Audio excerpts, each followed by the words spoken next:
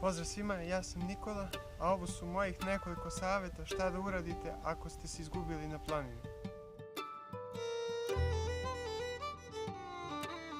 Najvažnija stvar kada se nađete u ovakvoj situaciji je da ostanete smireni, da ne paničite i da imate pozitivan mentalni stav.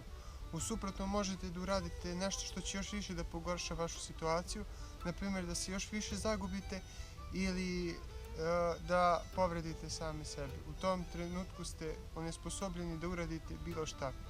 Kada odlazite na planinu ili na bilo koje drugo mesto, najvažnije je da se javite nekome, da neko zna gde se nalazite i okvirna satnica kada ćete se vratiti.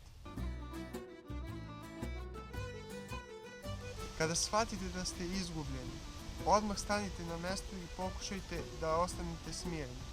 Ako trenutno mesto nije bezbedno, pomerite se na drugo.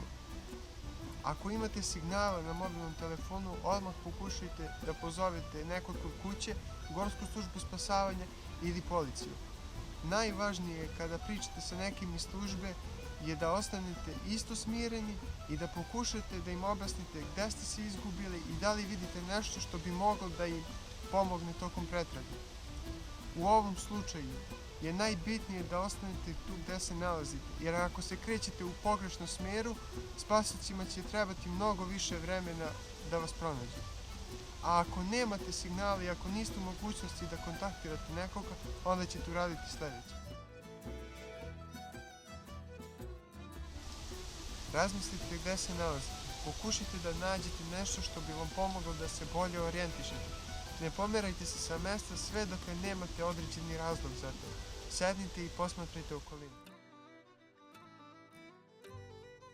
Posmatrajte okolinu i pomoću okolnih vrhova i objekta pokušajte da odredite stajnu tačku na karti.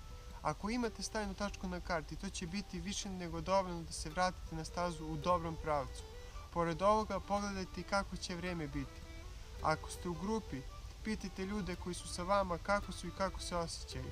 Pokušajte i njih da uključite u priču oko cijele situacije, ali da znaju da vi vodite grupu, da ne biste dolazili i imali probleme da oni odlučuju i iznose planove umjesto vas. Na osnovu vašeg posmatranja i razmišljanja pokušajte da dođete do nekih planova. Na primjer, da dođete do nekog drugog mesta ili da pronađete stazu ili objekat koji su označeni na karti. Ali ako niste sigurni u vaše planove, najbolje da ostanete tu gde jeste. Ali onda se pojavljuju drugi problemi za koje treba da se pobrinete, a to su zaklon, voda, hrana, iscrpljenost i strah. Naravno, mi živimo u maloj zemlji i ako izađete na neko višlje brdo ili vrh, sigurno ćete imati signal na telefonu da nekog pozovete i sigurno ćete kad tad naići na neko naseljeno mesto ili objekat. Ali i ovo ne mora da bude tačno i neće uvek biti. Zato je najbolje da se držite prethodnih savjeta, jer ne planinarimo i šetamo samo u našoj zemlji, već i u drugim. Zaključak. 4 najbitnije stvari. Kada se izgubite, najbitnije je da ostanete smireni i da imate pozitivan mentalni stav.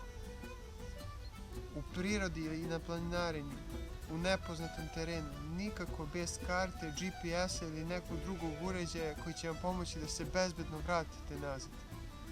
Nikako bez brojeva službi koji su odgovorni za tu oblast i najbitnija stvar, nikako ne podcenjivati prirodu i vremenske neprilike, a pogotovo maglu.